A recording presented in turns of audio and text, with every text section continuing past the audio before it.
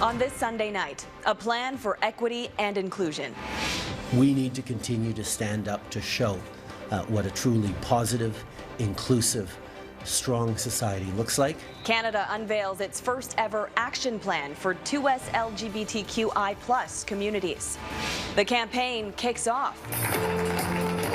Quebec's 43rd general election begins with controversial policies at stake.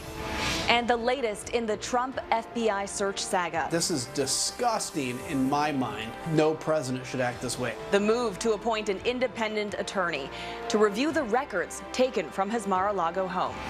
Plus, the plunge that took a top prize. Canada's performance at the cliff diving World Series. Global National with Farah Nasser. Reporting tonight, Tracy Tong. Good evening, and thanks so much for joining us. In an announcement timed to coincide with Ottawa's Pride events, the federal government has unveiled the country's first ever 2SLGBTQI+ action plan. The plan includes $100 million in spending over the next 5 years, with most of the money to go to grassroots groups aimed at helping people in their communities. As Nathaniel Dove reports, the investment comes as the country has been seeing a significant multi-year uptick in reports of sexual orientation-motivated crime. A celebration of who you are and whom you love. On Sunday, the federal government unveiled its long-awaited action plan designed to address the inequality and discrimination LGBTQ2 people face. Bonne fierté, happy Pride! Among other things, the plan aims to embed 2SLGBTQI+ issues in all government work, continue to advance rights at home and abroad, and prioritize community action. That includes up to $75 million in funding for local organizations in the next 5 years. This is a whole-of-government plan that will guide our ongoing work to fight discrimination, to break down barriers. It comes during a more threatening time for LGBTQ people. Hate crimes motivated by sexual orientation have more than doubled in the past 5 years, from 204 in 2017 to 423 last year. And that number jumped up 64% between 2020 and 2021. An LGBTQ advocate in Saskatchewan says they're seeing more discrimination, like hateful graffiti last June during the province's Pride Month. You know, there isn't a day where I don't, go out to my car and do a check to see if something's happened. Queen City Pride co-chair Dan Shire welcomes the new plan, saying it could be a foundational step. But where the plan looks at data collection, he wants stronger action. Hate crimes towards our community is addressed through more action, more visibility, and for me, more education. So, a positive step, but there is still a long way to go before people can be who they are without fear. Nathaniel Dove, Global News, Saskatoon. Today, Prime Minister Justin Trudeau condemned the rising trend of harassment against politicians in Canada and against women and racialized communities, following a tirade of verbal abuse leveled at Chrystia Freeland, while the Deputy Prime Minister visited her home province of Alberta on Friday. As leaders, we need to call this out and take a united stance against it, because no matter who you are, who you love, the color of your skin, how you pray, where you're from, your gender, you deserve respect, and you deserve to live in peace without fear of threats or violence. Now, police say they are aware of this widely circulated video of the attack, which shows a man walking towards Freeland while she was waiting in the lobby of the Grand Prairie City Hall, then yelling profanities at her and calling Freeland a traitor. Now, Chrystia Freeland is from Peace River in Alberta and said in a statement, "What happened was wrong. Nobody anywhere should have to put up with threats and intimidation." Quebec's political parties are now in high gear after François Legault met with the Lieutenant Governor today to officially kick off the province's election campaign. Now, voters will make their choice on October 3rd, and it's a race that seemingly Legault's to lose, with his governing CAQ party holding a commanding lead in the early polls. Tim Sargeant has more on what to expect. With that signature, Quebec's Lieutenant Governor formally dissolved the National Assembly, marking an end to the 42nd legislature and officially launching a 36-day election campaign. Quebecers will be heading to the polls October 3rd. Frontrunner and CAQ leader François Legault kicked off his re-election bid in Quebec City, flanked by some of his candidates. What I repeat to my team about every day is don't take anything for granted. At the time the legislature ended its session, the governing CAQ party held a strong majority with 76 seats of 125. The Liberals, Québec Solidaire, the Parti Québécois, the Conservative Party of Quebec, and 4 independents all trail far behind. Legault is seeking a second straight majority. I think that everybody has to look first at our track record. But the leaders of the 4 major political parties challenging Legault are going after his record, especially on the economy. Ask any Quebecer whether they're better off today than they were 4 years ago, and they'll answer the question by no. Dominic Anglade is attacking Legault for not doing enough to end the ongoing labor shortage and not containing the rising costs of living. A similar argument being made by the leader of Québec Solidaire. Is it normal in 2022 that people that have a job, a full-time job, isn't able to pay the groceries and the rent at the end of the month? It is not normal. And the leader of Quebec's Conservative Party is focusing on tax cuts. We need to do just like Ontario did a few weeks ago and suspend the tax on gas. But Legault has a commanding lead in the most recent polls, and he's already spelling out his campaign priorities, focusing on the economy, education, environment, healthcare, and national identity. I think that there are vulnerabilities for the CAQ. On all the issues. This McGill professor says the 4 other party leaders will have plenty of opportunities to challenge Legault, but coming out on top won't be easy. This kind of division of the opposition helps the CAQ ultimately. Leaders of the 4 other major parties and their candidates are hoping to take advantage of any mistakes if they're made by the CAQ, knowing that this campaign for now is more of a marathon rather than a sprint. Tim Sargeant, Global News, Montreal. In the U.S., a federal judge has announced her intention to grant former President Donald Trump's request for an independent special master to review boxes of classified documents and other materials taken in that FBI raid of Trump's Mar-a-Lago estate. Trump says the raid was politically motivated. Now, Republicans are applauding the move, but as Jennifer Johnson reports, Democrats say it won't matter as the investigation will continue. Have a word. After weeks of eye-opening headlines, lawyers for former President Donald Trump may have scored a win. A U.S. district judge appointed by Trump has indicated she will allow an independent review of some materials confiscated at Trump's Florida estate. The good thing, they're going to have a special master look at these documents. For understanding, he turned over a lot of documents. He should have turned over all of them. I imagine he knows that very well now as well. The judge has specified the review will focus primarily on documents involving attorney-client privilege that were taken along with boxes of top-secret material.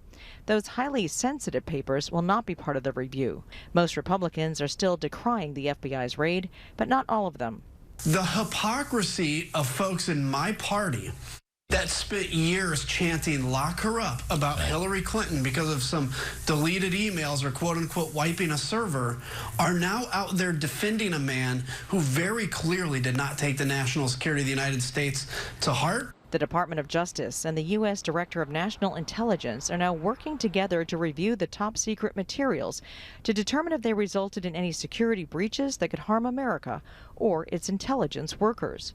Do we have confidential human sources at risk? Do we have intelligence collection methods at risk that our adversaries might now be able to learn about if they obtain these documents? What remains unknown is why Trump took documents containing some of America's most sensitive secrets to an unsecure location. The potential penalties for Trump would be unprecedented. Court documents unsealed last week revealed the Justice Department is investigating violations of the Presidential Records Act, the Espionage Act, and obstruction of justice. Jennifer Johnson, Global News, Washington. In Pakistan, the death toll from the country's ongoing flooding disaster is climbing.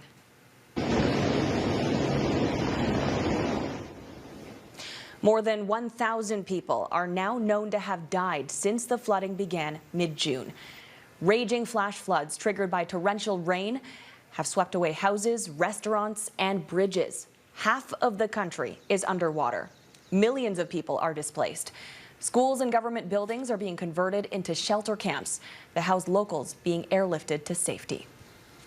In Libya, the UN is urging for a ceasefire in the country's capital after some of the deadliest fighting in 2 years.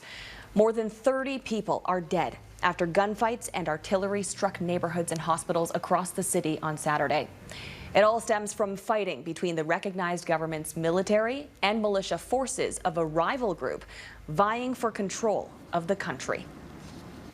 Well, since the Russian invasion began just over 6 months ago, countless grassroots organizations have sprung up across Canada, raising funds and collecting supplies to help the Ukrainian cause. In BC, one group has spent the past few weeks gathering supplies and packing a shipping container destined to help those in the war-torn region. Paul Johnson reports. There's 35 kilos on that, and that bed's going in? Yeah. If you follow the news about Ukraine at all, you'll know that since the war started, Canadians have gathered and shipped a river of supplies to the battlefields and to Ukraine's overwhelmed institutions. What's happening today is we're figuring out exactly what needs to go directly by shipping container. In a donated space on an Abbotsford farm Saturday, we caught up with John Lowe, a military veteran of Afghanistan. He's now a walking example of Canada's aid movement for Ukraine. He's personally delivered suitcases full of expensive items to the country. Now he's quarterbacking the loading of this 40-foot container, set to ship out Monday. One of the things I realized really quickly is their equipment is incredibly outdated. While Ottawa has supplied some weapons, Canada's just not in a position to send something like Javelin missiles. So more and more, it's looking like our legacy will be things like this: Stryker hospital beds, advanced first aid kits, even an ultrasound machine. Some of it bought, much of it donated. Since the war started, this is going to be my fourth container. For years before the Russian invasion, retired businessman Roman Sawicki had been shipping supplies to Ukraine. So he had a network of contacts in place to move things swiftly, which is another part of Canada's aid story. Much of it is people-to-people, self-organizing, online. Sawicki says ordinary Canadians are making as meaningful a contribution as any other country. I can't think of another country that can come close to what Canada's been sending. Sawicki says there are no fewer than 50 hospitals in Ukraine right now working with Canadian-sourced supplies. This batch will go to Halifax, then Poland. Much of it will end up near the Ukrainian front lines. In Abbotsford, Paul Johnson, Global News. Coming up, the concerns for pets boarding planes. Well, another frustrating day for travelers with multi-hour lines at Vancouver International Airport. The congestion due to job action by CATSA security screeners and a resulting staff shortage. Some passengers say they were stuck in line for more than 3 hours, and numerous people did miss their flights. And as airports experience delays, a Calgary dog owner is raising concerns about the safety of taking pets on flights. She says her pup was left on the tarmac for almost 30 minutes by WestJet crews during a sweltering summer day. Tamasia De Silva reports. With her thick, dark coat, it doesn't take long for Cleo to get overheated. Owner Jenna Richardson-Prager tries her best to keep her cool, but neither she nor Cleo were able to do that recently. My dog's my child, so I was in tears. The tears started at Halifax's airport. The pair were flying home to Calgary, and while Mom was waiting to board, so was Cleo. Here she is in her cage on the tarmac at 6:26 p.m., and there she goes into the cargo hold at 6:50, some 30 minutes later in plus 30-degree heat. My mom called it the hottest day of the summer in Nova Scotia. Richardson-Prager says Cleo and 2 others were kept here while the previous flight unloaded, and when she voiced her concern to WestJet staff 3 times. They just said, you know, the baggage attendants have it under control, don't worry about it. I was so upset seeing her out there. I just knew how hot she must have felt, and she had no control of the situation. She's stuck there in a crate. In follow-up messages, WestJet told her the agents confirmed your dog was in good health. Again, we're sorry for the situation. We apologize again on behalf of baggage handlers. We're happy your dog is okay. WestJet told us it always does its best to get pets on quickly, but it also doesn't want to get them on too soon. It adds it successfully transports thousands of animals per year, both through passenger and cargo services. Again, Cleo was fine upon arrival. Oh, look at you. And she's obviously fine now. But Jenna Richardson-Prager worries, what about next time? I paid for a service to have my dog transported safely, and if they can't do that, then they just shouldn't be doing it. Tomasio da Silva, Global News. Ahead, how another interest rate hike may push homeowners to their mortgage trigger point. We'll explain. Stay with us.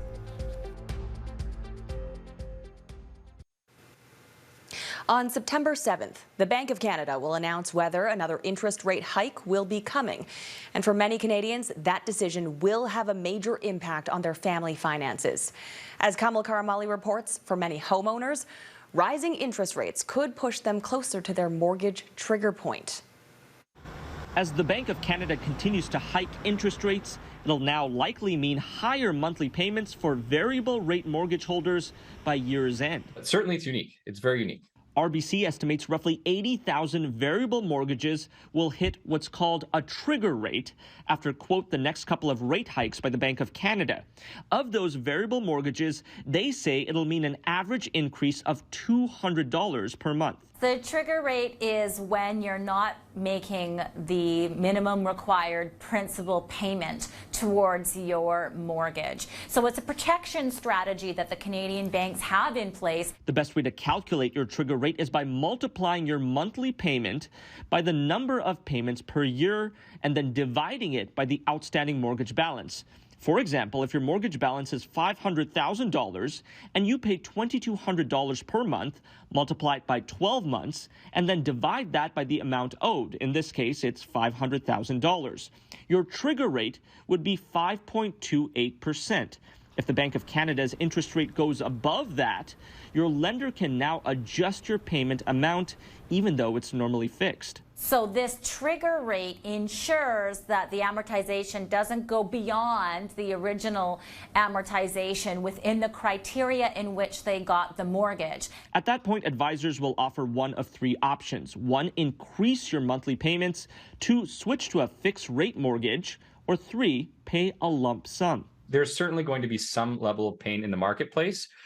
And there will be a small subset of people that perhaps fell across hard times, lost their job, were relying on this payment, and they could be in a difficult spot. Mortgage brokers add every homeowner with a variable rate mortgage will have a different trigger rate. So for a more accurate number, it's recommended you call your mortgage lender.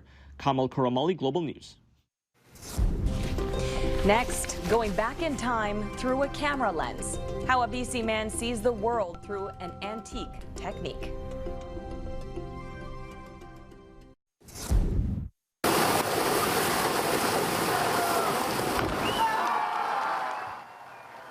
A UNESCO heritage site in Bosnia and Herzegovina hosted a leg of Red Bull's Cliff Diving World Series, and the athletes twisted and spun as they plummeted 21 meters off the Starry Most Bridge.